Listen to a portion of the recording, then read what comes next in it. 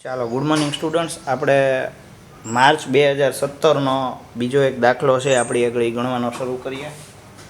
તો દાખલામાં તમને દેવ લિમિટેડ કરીને કંપની આપી છે જેની વાર્ષિક ઉત્પાદન ક્ષમતા છે એ 19,000 ઘડિયાળ બનાવવાની છે, જેમાં તેમનું હાલનું ઉત્પાદન છે એ 70% છે. એટલે હવે આપણે એમ જોઈએ કે 19,000 હોય તો એના 70% કરો એટલે તમને 13,300 એકમો મળે. સાથે તમને એમ પણ કીધું કે ₹75ની ખાસ કિંમતે 5,000 ઘડિયાળ ખરીદવાની દરખાસ્ત મુકાયેલી છે.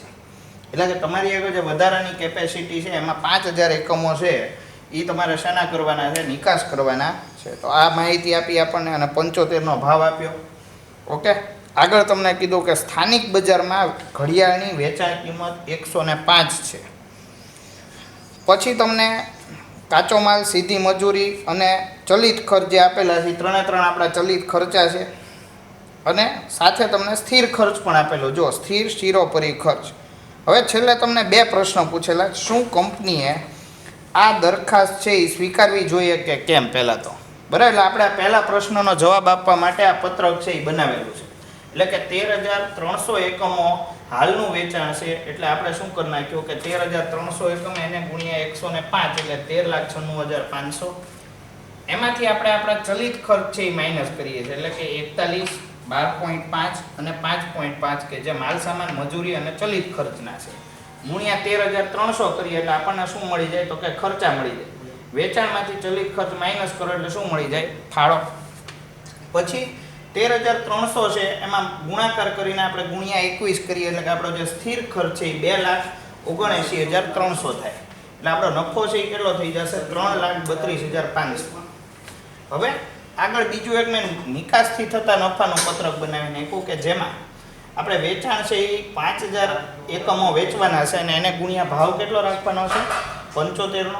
એટલે કે 3,75,000 રૂપિયા છે એ આપણું વેચાણ થશે. હવે આમાંથી ચલિત ખર્ચ તમે માઇનસ કરો એટલે માલ સામાન, મજૂરી અને અન્ય ચલિત ખર્ચા ટોટલ આપણો ખર્ચ થશે 59. એને ગુણ્યા તમે 5,000 એકમ કરી નાખો એટલે કેટલા થઈ જાય? 2,95,000 રૂપિયા છે એ તમારા થઈ જશે. હવે આપણે નફો છે એ જોઈ લઈએ. નફામાં હજી એક બાદબાકી કરવાની રહી ગઈ છે, 3,75,000, અને એમાંથી 2,95,000 તમે માઇનસ કરો એટલે 80,000 રૂપિયા જેવો નફો આવશે. કેટલો આવશે? 80,000 રૂપિયા નફો. હવે હાલની પરિસ્થિતિ આપણો નફો કેટલો થઈ ગયો? તો કે હાલની પરિસ્થિતિએ નફો આ ઓપ્શન નંબર 1 માટે અથવા તો પહેલો ઓપ્શન છે એના માટે આપણે બંને નફાનો ટોટલ કરી નાખો. આપણે 3,32,500 વત્તા 80,000,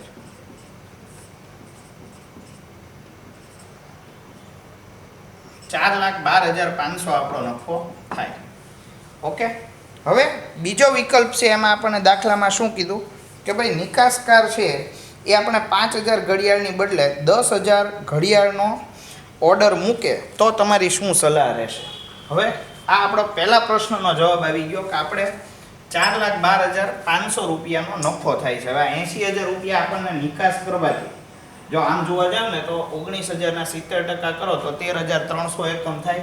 તો એ 13,300 એકમ તો આપણે હાલનું ઉત્પાદન કરીએ જ છીએ, પણ સાથે નિકાસ પણ 5,000 એકમ કરવામાં આવે તો એ ટોટલ આપણું ઉત્પાદન કેટલું થતું હતું? 18,300, કે જે આપણા 19,000ના એકમોથી કેવું કહેવાય? ઓછું છે. એટલે તમે કરી શકો છો ઉત્પાદન. ઓકે, તમારી જે વધારાની ઉત્પાદન ક્ષમતા જે બાકી રહેતી હતી એનો ઉપયોગ કરીને તમે નિકાસ છે એ કરી શકો છો, એમાં કોઈ પ્રોબ્લેમ નથી. પણ બીજો ઓપ્શન આપ્યો.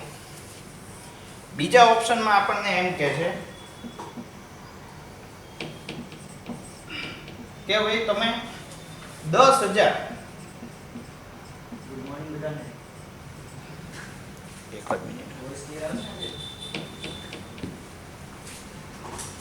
10,000 એકમોનું ની નિકાસ કરો છો તમે, વાંધો નહીં. 10,000 એકમની તમે નિકાસ કરો તો પણ તમારી કેપેસિટી કેટલી છે? તો કે ટોટલ તમારી કેપેસિટી છે 19,000 એકમોની. તોય તો તમે 9,000 એકમોનું શું કરી શકો? તો કે 9,000 એકમોનું તમે સ્થાનિક બજારમાં પણ વેચાણ કરી શકો છો. ઓકે, એટલે કદાચ આપણને એમ કે ભાઈ નિકાસ છે એ તમે 10,000 એકમોની કરો છો, તો તમે સાથે સ્થાનિકમાં 9,000 એકમથી વેચાણ કરી શકો. એટલે તમારે બીજું એક પત્રક બનાવી નાખવાનું કે જેમાં સ્થાનિક અને નિકાસ બંનેનો નફો છે એ તમારે ગણીને દેવો પડે. તો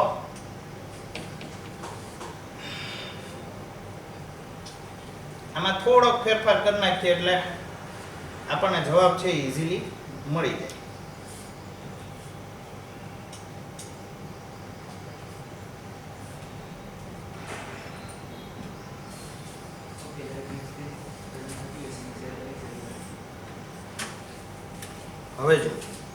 હવે વેચાણ છે ટોટલ કેટલું થઈ જશે તો કે સ્થાનિક લેવલ સ્થાનિક વેચાણ આપણું થઈ જશે 9,000 એકમ. આ 9,000 ગુણ્યા શું કરવાનું 105 રૂપિયાનો ભાવ તમને મળશે. અને જે નિકાસનું વેચાણ કરશો તો નિકાસમાં તમે 10,000 એકમોનું વેચાણ કરશો અને એને ગુણ્યા તમને ભાવ કેટલો મળશે એનો 75. ઓકે, એટલે આ બંને પ્રકારના વેચાણ છે એ તમારે ધ્યાનમાં લઈ લેવાના એટલે તમારું કુલ વેચાણ તમને મળી જાય. ગણતરી કરીએ તો 9,000 એને ગુણ્યા 105 કરીએ એટલે 9,45,000 રૂપિયા મળે તમને. પછી 10,000 ગુણ્યા 75 કરશો એટલે 7,50,000 મળશે આપણને. આ બંનેનો કુલ ટોટલ આપણે કરીએ તો 7,50,000 વત્તા 9,45,000 16,95,000 રૂપિયા આપણને. ઓકે, આ આપણું કુલ વેચાણ થયું. હવે જે માલ સામાનનો ખર્ચ છે એ એઝ ઇટ ઇઝ 19,000 જ લઈ લેવાના કારણ કે એકમો તો એઝ ઇટ ઇઝ જ રહે. એટલે અહીંયા પણ 19,000 થઈ જશે અને અહીંયા પણ 19,000. હવે હું ગુણાકાર કરીને બધા ખર્ચા છે એ ધ્યાનમાં લઈ લઉં છું. 19,000 ગુણ્યા 41 એટલે કે 7,79,000 રૂપિયા. પછી 19,000 ગુણ્યા 12.5 એટલે કે 2,37,500 અને 1,04,500. આ રીતે આપણને આપણા ચલિત ખર્ચાઓ મળશે. હવે આ નિકાસ વાળું હવે પત્રક બનાવવાની જરૂર રહેતી નથી કારણ કે આપણે નિકાસનું વેચાણ છે ઓલરેડી ક્યાં લઈ લીધું અહીંયા આપણે ધ્યાનમાં લઈ લીધેલું છે જ તે. ઓકે, હવે 16,95,000 એમાંથી માઇનસ કરીએ 7,79,000 માઇનસ 2,37,500 અને 1,04,500 એટલે કે 5,74,000 રૂપિયા તમને મળશે ફાળા. હવે સ્થિર ખર્ચમાં એકમ છે એ એઝ ઇટ ઇઝ જ રહેશે કારણ કે સ્થિર ખર્ચ છે એ ટોટલ રકમમાં કેવો હોય છે એક સરખો રહેતો હોય છે. એટલે જૂનો આપણો જે સ્થિર ખર્ચ હતો એ જ આપણે ધ્યાનમાં લેશું 2,79,000 રૂપિયા અને સાથે એમાં 300 રૂપિયા 2,79,300 આપણો સ્થિર ખર્ચ થાય છે. એટલે 2,79,300 માંથી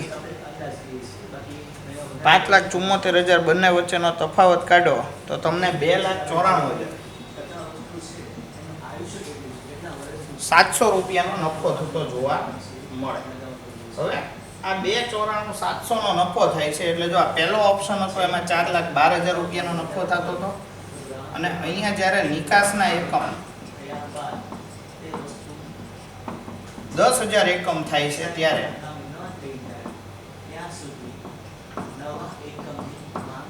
નફો છે એ કેટલો થઈ જાય છે 2,94,700.